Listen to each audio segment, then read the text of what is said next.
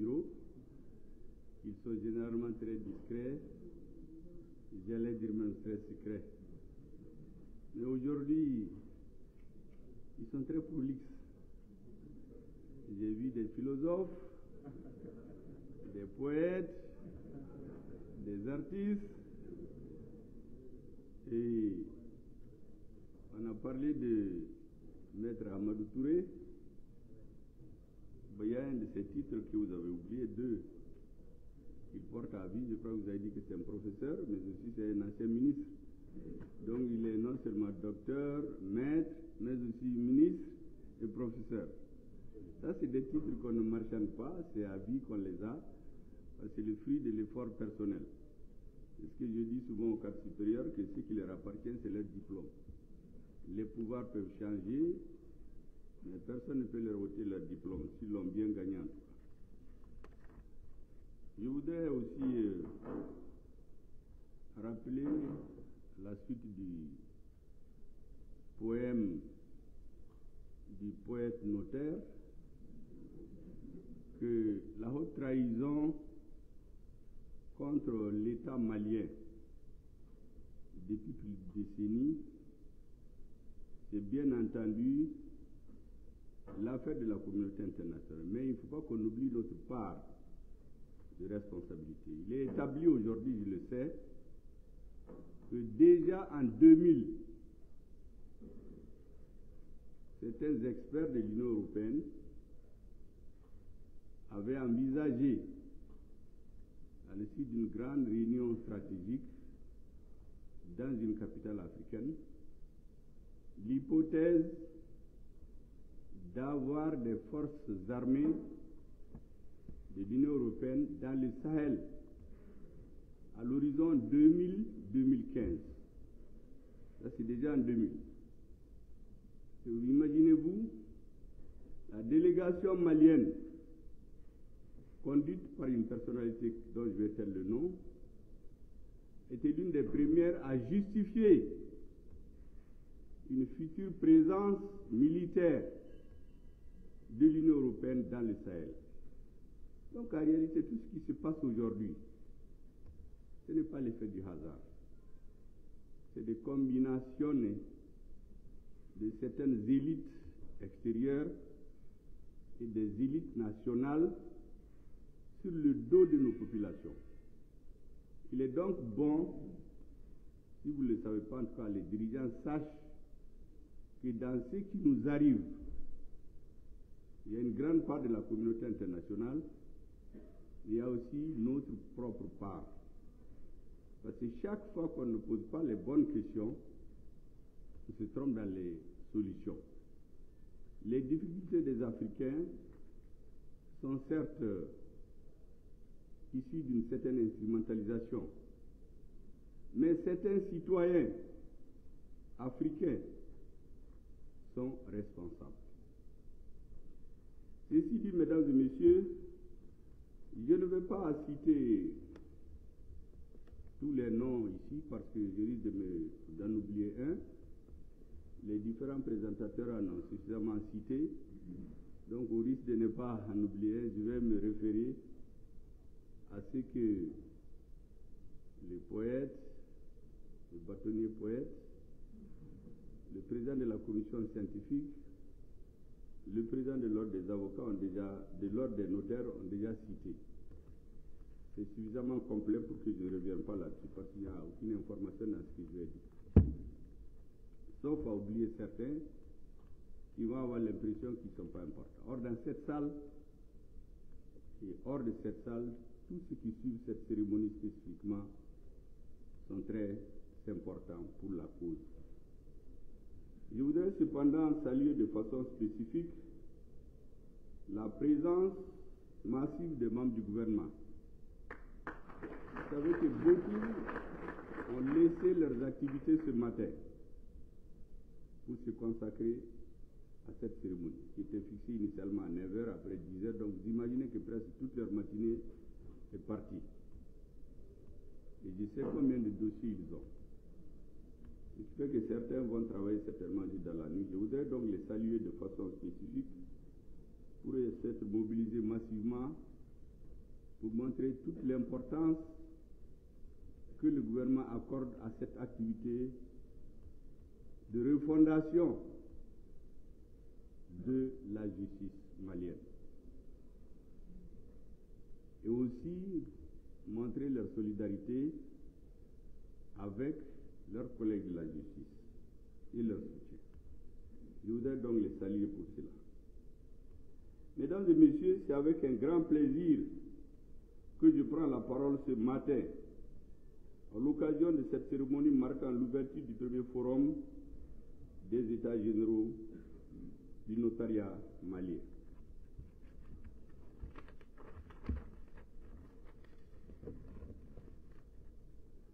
Je voudrais, au nom de son Excellence, le président de la transition, le colonel Assimi Goïta, et à mon nom propre, remercier l'ordre des notaires du Mali de cette belle initiative consistant à regrouper l'ensemble des membres de votre corporation pour un examen sans complaisance de l'état de la profession afin de tirer les engagements permettant de donner les meilleures orientations possibles pour le présent et l'avenir du métier de notaire.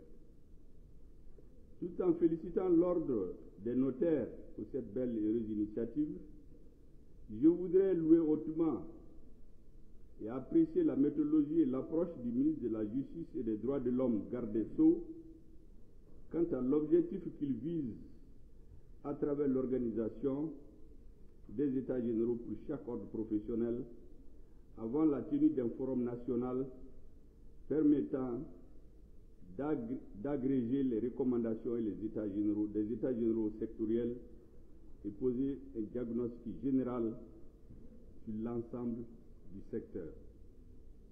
Vous savez que parallèlement à l'armée qui se bat au front, aux militaires qui sont en train de tomber tous les jours, ce qui rend à mes yeux futile certaines combinaisons politiques qui se passent à Bamako, parce que c'est parce que nous sommes en sécurité, pendant que d'autres meurent.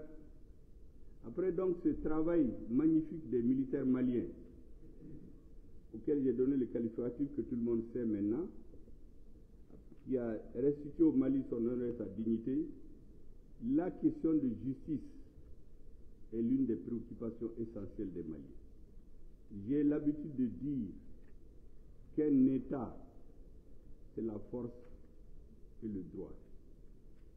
La force pour s'opposer à quiconque veut en imposer au reste de la société, et le droit pour défendre les plus faibles et obliger à l'organisation de la société, ce qui contribue forcément à l'équilibre et à la paix sociale. Mesdames et messieurs, la tenue des États généraux du notariat malien, après celle de l'ordre des avocats les 26 et 27 juillet 2023, participe de nouvelles orientations de notre pays, issues des assises nationales de la refondation et aussi sous le leadership et les orientations du président de la transition visant à donner à notre pays de nouvelles assises solides dans tous les secteurs de la vie politique, économique, sociale et juridique afin de favoriser l'émergence d'un nouvel État à la hauteur des enjeux et des défis actuels et futurs pour le développement de notre pays. Aussi, face à l'évolution de l'environnement juridique, politique, économique et social, il appartient aux organisations professionnelles de veiller à une mise à niveau constant des normes et des règles qui gouvernent leur organisation et leur fonctionnement, mais aussi une réadaptation de leurs membres quant aux nouvelles exigences liées à la réforme, l'éthique et la déontologie. La profession de notaire, à l'instar des autres professions juridiques, n'échappe pas à la réalité au regard des mutations socio-économiques de notre pays, ainsi que le contexte lié notamment à la lutte contre le terrorisme, le financement du terrorisme, le blanchiment des capitaux, la spéculation foncière et l'insécurité juridique. Toutes choses qui déstabilisent notre société au même titre que les combinaisons d'une certaine classe qui est condamnée souvent par la population.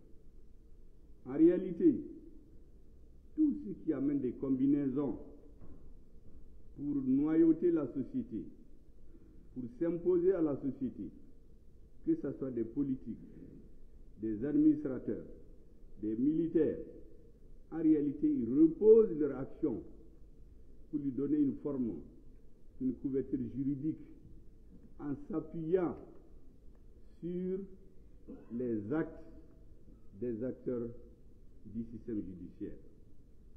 C'est ce qu'on a vu ici, des maires, des élus qui vendent tout, mais prennent toujours le temps de se couvrir. Je donne souvent le cas aux uns aux autres, les rails. Vous savez qu'avant, c'est à 50 mètres de rails de deux côtés qu'on ne pouvait rien entreprendre. Il s'est trouvé des gens qui ont tout vendu jusqu'à 10 mètres. Mais ils ne l'ont pas fait seuls. En général, ils mouillent beaucoup de personnes pour être sûr d'être à l'abri de tout. Et en général, tout pouvoir politique qui vient ne peut rien contre eux, parce qu'ils présentent toujours des textes et le peuple se trouve ainsi pris en otage. Certains sont allés jusqu'à construire des maisons sur les rails. Ça, c'est un exemple que je donne. Je pouvais continuer dans tous les secteurs. Mesdames et messieurs, en tant que donc dépositaire de l'authenticité des actes juridiques, le notaire a un rôle primordial quant à la sécurité juridique dont les acteurs économiques ont besoin pour le développement de leurs activités. À cet égard, il n'est nul besoin de soutenir que les potentialités énormes de notre pays, notamment au plan agricole et minier, nécessitent les mesures attractives et rassurantes pour les acteurs économiques dans le but de favoriser des investissements massifs dans les différents secteurs pour le développement de notre pays. C'est à lui que l'État a confié le service public de la preuve et partage une partie de ses prérogatives exorbitantes du droit commun. Par la sécurité juridique de ces actes qui favorisent la paix sociale et désengorgent les tribunaux. Mesdames et messieurs, le thème central de ces assises, à savoir, je cite, le notaire est un acteur majeur de la sécurité juridique, du recouvrement d'impôts, du développement économique et de la paix sociale, fin de citation, retient mon attention particulièrement, et c'est là pour plusieurs raisons. En premier lieu, cette thématique fait ressortir le rôle du notaire dans l'atteinte des objectifs budgétaires de l'État à travers ses contributions directes et indirectes. En effet, l'important c'est le volume des affaires traitées par les notaires. Sources d'impôts et taxes pour l'État connaissent une progression d'année en année, à l'image des autres recettes de l'État. Cette contribution du notaire mérite d'être connue et soutenue par l'État dans une approche globale visant à encourager une économie de plus en plus formelle et sécurisée, offrant plus de visibilité, de lisibilité, de traçabilité dans les transactions et les opérations à caractère économique. En second lieu, la thématique fait ressortir deux aspects qui sont complémentaires et intimement liés et qui sont de haute importance pour tout pays aspirant à son développement. Il s'agit de la sécurité politique, de la sécurité juridique et du développement économique. En effet, il est illusoire et totalement inopérant de vouloir un développement économique sans une sécurité juridique.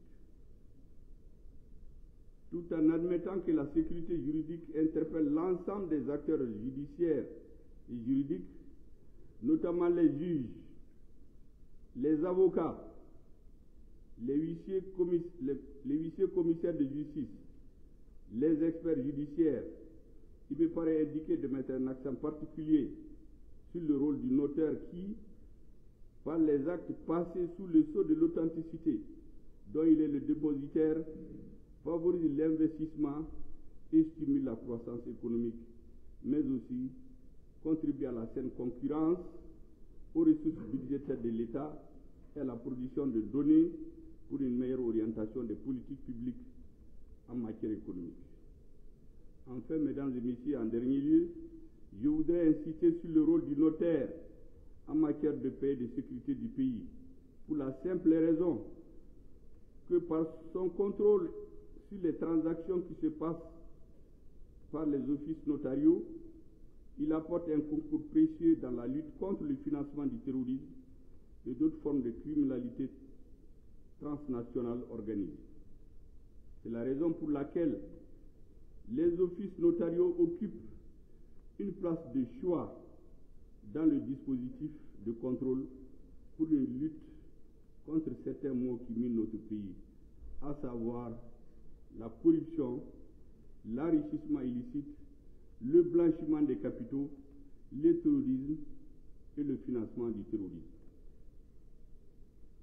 Mesdames et messieurs, l'émergence d'une justice moderne, crédible et efficace, à laquelle les citoyens font confiance, passe inéluctablement par des réformes et des innovations, mais aussi par le changement qualitatif de comportement des acteurs de la justice dans tous ces segments.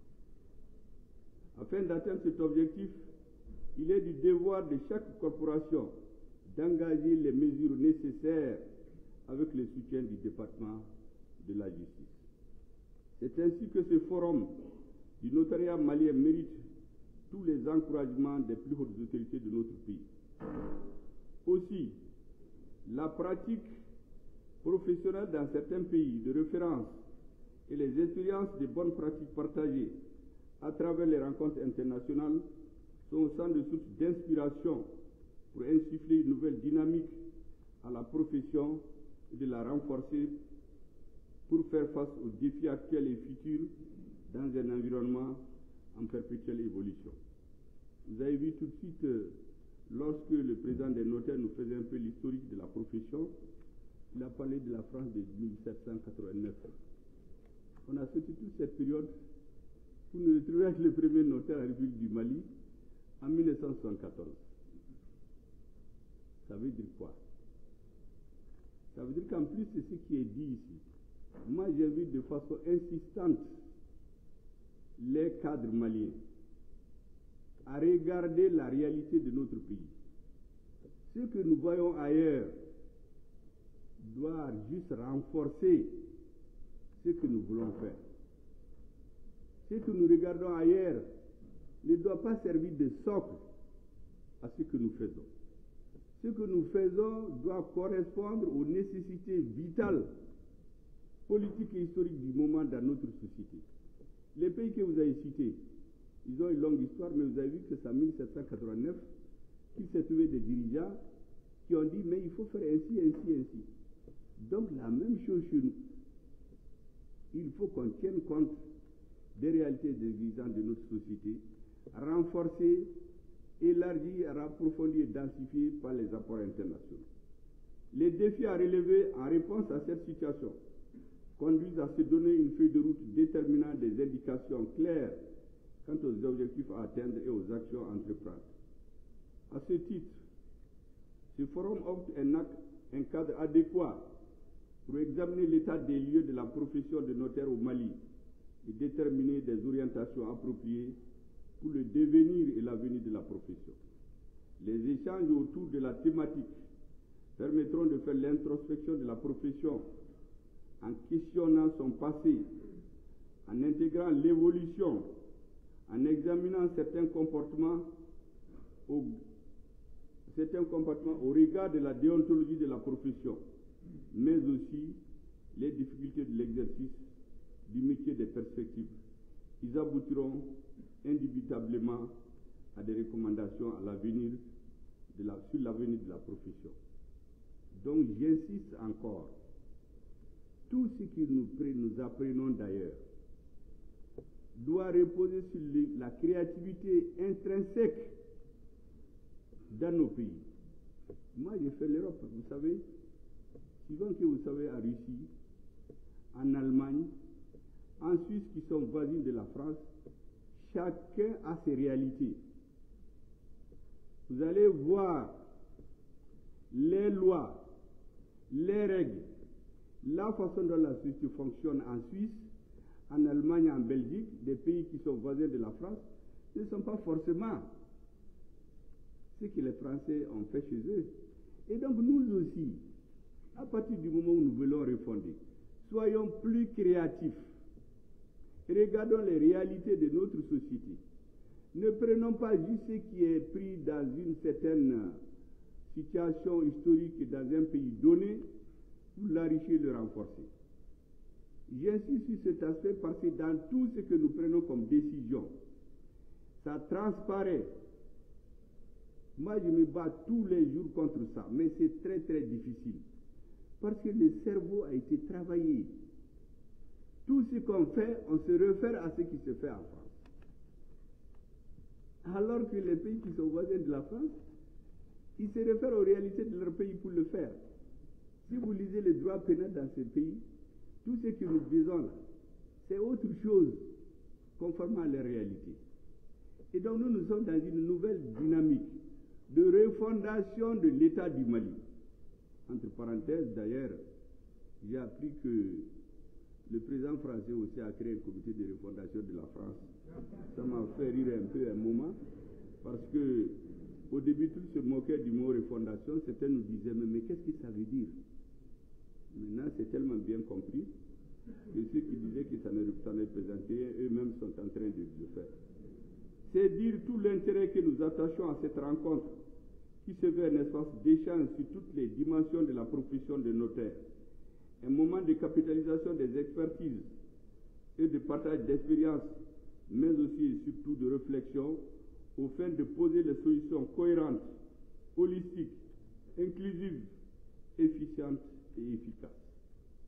Mesdames et messieurs, après les assises nationales de la refondation, dont certains n'avaient pas compris la pertinence au début, il a fallu beaucoup de persévérance pour que ces assises aient lieu.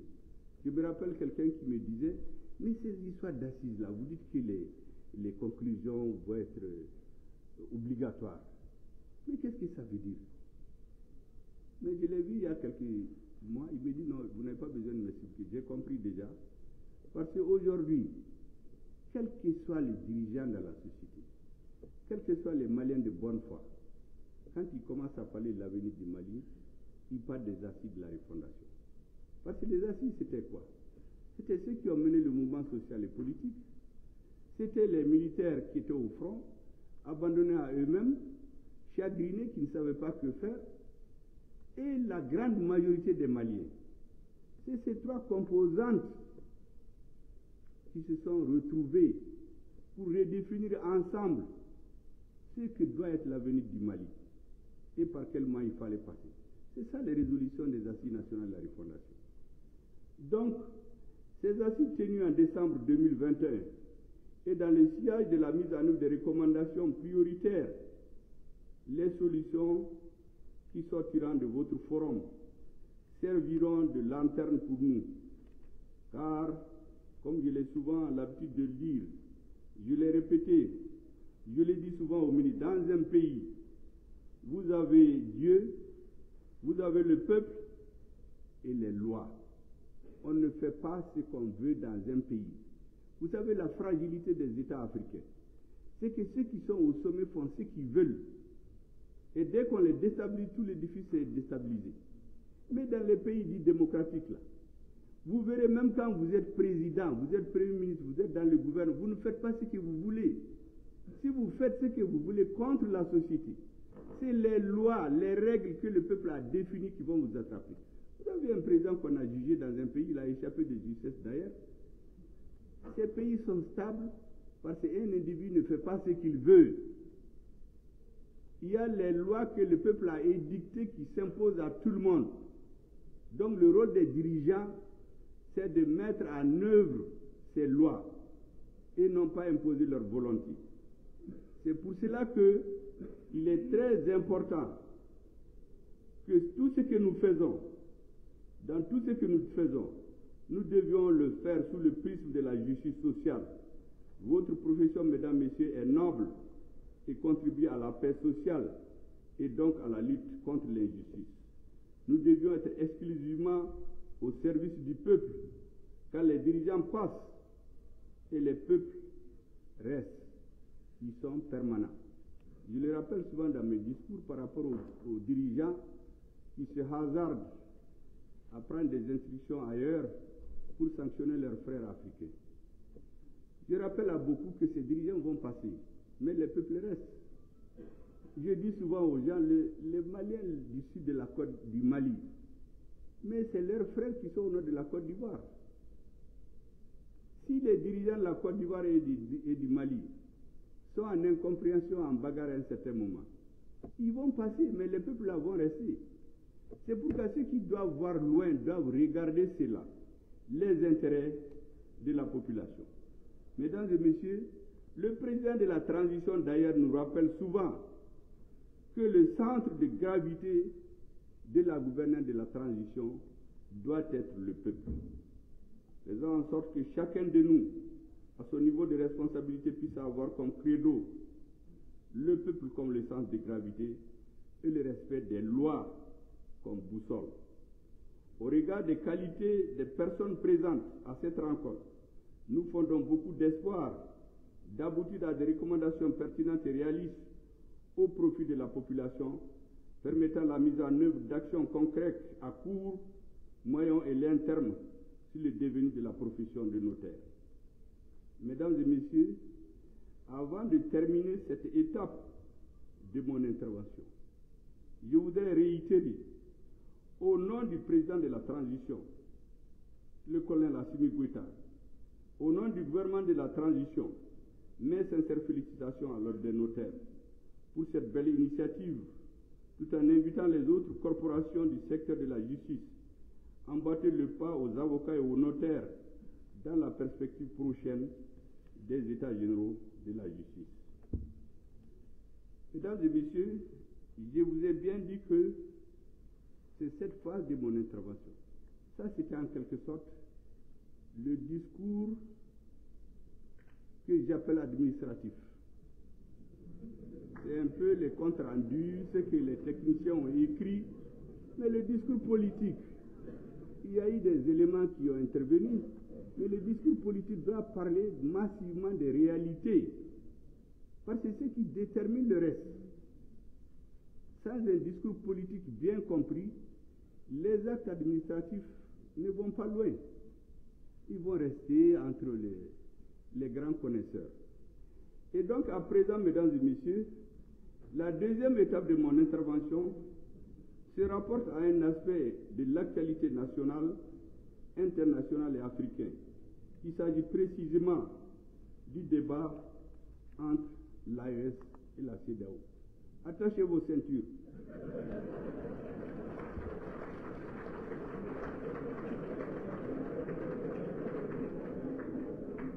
Jusqu'ici, nous étions en vol automatique. Maintenant, nous rentrons dans des zones de turbulence. Il faut donc bien attacher vos ceintures. Mesdames et messieurs, comme nous le savons, la confédération de l'AES a été mise sur les fonds baptismaux le samedi 6 juillet 2024 à Niamey. Et l'acte constitutif de la confédération a été paraphé par les éminents dirigeants de nos trois pays, le Burkina Faso, le Mali et le Niger, leur Excellence, le capitaine Ibrahim Traoré, le colonel Assimi Goïta, le général de brigade Abdraman Chani. J'écoute tous les matins toutes les radios internationales. J'écoute les interventions des citoyens. Je lis la presse. Je vous assure que je me rends compte souvent que certains ne savent même pas de quoi ils parlent. Parce qu'il y a une campagne médiatique internationale de semer le trouble dans l'esprit des Africains, de l'AES, en disant, mais oui, on est une seule famille, on est en train de sortir de la famille, anga ben, anga franyonka, sinon on va se diviser. Mais dans le monde de toujours, est-ce que vous avez vu une décision importante qui n'avait pas été la décision de quelques hommes déterminés qui ont le sens de l'histoire? Aucun des grands dirigeants qui a marqué l'histoire n'est allé chercher le consensus total sur ce qu'il fait. On choisit ce qui est intéressant pour le peuple à un moment donné de l'histoire. Et on prend cette voie. Que ce soit par élection. Dans les élections, vous voyez, les présidents qui viennent, ils compétissent, il y a un qui prend, qui gagne. Mais c'est sa ligne qui s'impose à tout le monde, jusqu'aux élections suivantes. Mais il ne vient pas dire, ah, on met tout le monde ensemble. Mais ça, c'est quoi ça? Si vous mettez tout le monde ensemble, vous ne ferez rien. Parce que dans une société, les avis sont contradictoires. Quand un avis prime, c'est lui qui s'impose jusqu'à ce que le peuple ou l'histoire rejette cette ligne et suit une autre ligne. Donc même les dirigeants démocratiques, cette histoire de consensus des dirigeants, tout le monde ensemble, c'est pas ça. Les grands pays, si vous les regardez, à chaque étape de leur histoire, les dirigeants choisissent une voie. Ils l'expliquent au peuple et ils avancent. Si c'est à travers des élections, si ça ne marche pas, on les enlève. Si c'est d'autres voies, on trouve les moyens de les enlever. Mais ils ne viennent pas s'asseoir pour dire que tant qu'ils n'ont pas l'assentiment de tout le monde, ils ne vont jamais avancer. Ça n'existe pas. Et ces pays où on a inventé le terme clivant, parce que moi je sais que ça a été élaboré ailleurs et mis dans la bouche de certains, mais chez eux, ils sont clivants. Chez eux, les dirigeants font ce qu'ils ont dit au peuple, avec quoi d'autres n'étaient pas d'accord, jusqu'à ce qu'ils réussissent ou ils échouent. Et donc les dirigeants de l'AES ont fait un choix au nom de leur peuple. Notre rôle, c'est de l'expliquer à nos peuples, convaincre de la justesse de notre choix et espérer que l'histoire nous donne raison. Et je suis sûr qu'on aura raison. Si l'histoire montrera le contraire, les peuples tireront les conclusions. C'est pour cela que lorsque j'écoute tous ces discours, je me dis, mais il faut quand même donner quelques éclaircissements aux uns et aux autres. Les dirigeants maliens, burkinabés, Niger, ne se sont pas levés comme ça pour quitter les casernes, venir dire qu'ils sont au pouvoir. Mais au Mali, on n'avait plus de pays. Les 80% de notre pays étaient occupés par les terroristes. Ce n'est que dans la capitale qu'on voyage, on fait des meetings, on fait des caravanes, mais alors il n'y avait rien. Moi, depuis 2014, je ne peux pas aller dans mon village. Il y a des chefs de parti qui demandent des élections, mais il ne peut pas aller chez eux, faire des élections. Mais le peuple a dit que ça suffit. Il a manifesté pendant des mois. Et l'armée malienne est venue délivrer le peuple malien. Donc les militaires maliens ne se sont pas levés, quitté le front et venus prendre le pouvoir. Ça, c'est le Mali. Au Burkina, c'est une autre réalité. Là-bas, le système démocratique marchait. On a fait les élections. Il y a un président qui est là, une assemblée.